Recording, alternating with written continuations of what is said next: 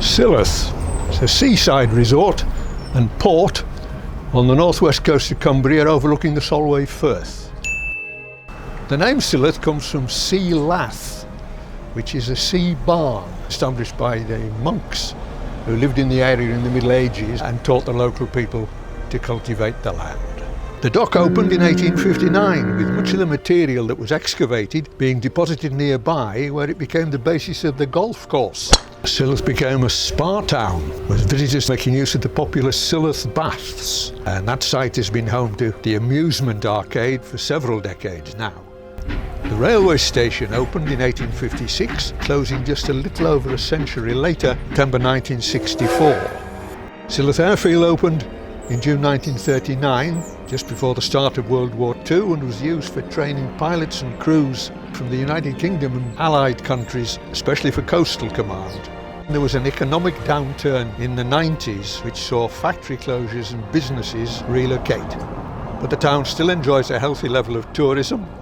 But the main attraction for visitors who come from all over the neighbourhood every weekend is the promenade with its stunning vistas of the Solway Firth and the great open space known as the Green, which is used throughout the year for various events and activities.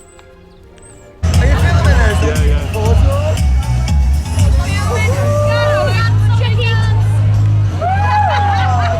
Hey, happy Silloth Pride!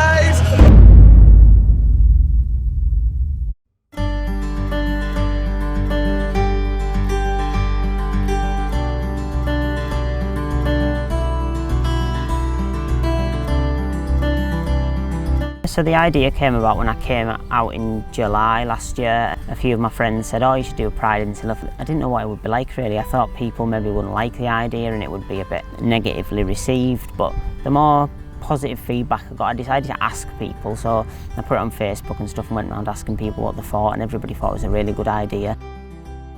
It's just about highlighting the awareness of that Pride doesn't necessarily need to mean a city or a big town, it can be anywhere. Just an ideal opportunity to highlight not only how important it is to be who you want to be in your own community, but you can still have that uniqueness. So I am Tyler Wilson, or TJ Wilson, depending on preference. Growing up in Silloth, it was peaceful. It wasn't difficult per se, and coming out was a whole other thing. People are colourful, attitudes can be colourful.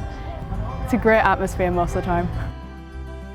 When I moved away when I was 16, I realised that I wasn't necessarily gay, I was trans, I was Tyler. But it took a process of trying to find different labels that seemed to fit better. I was able to expand on that. And then when I did come out as Tyler, it fit. And I've been able to be me for about 2 years now. Yeah. Across the country there's more and more little prides springing up, and I think somewhere small with a population of only like 3,000 people to have a pride is amazing. Sometimes you get stuck in this little bubble of you think you're in such a small place and people aren't very accepting, but it doesn't work like that. I want Pride to be like a celebration for these smaller communities that normally feel isolated, so they can come here and feel like, wow, let's go back and let's celebrate who we are. Sometimes I don't recognise myself. I look in the mirror and foreign by my gaze. A stranger's hand is held before my face. Sometimes I don't recognise myself. Scrutinising every inch of my body as if I were a foreign nation, trying to find that wild desperation. Looking back on pictures, I find it hard to see myself in places where I used to be. Why can't boys wear pink and girls wear blue? Well, the reaction, well, it's up to you. Why can't people let they be them? Boys be girls, let girls be men.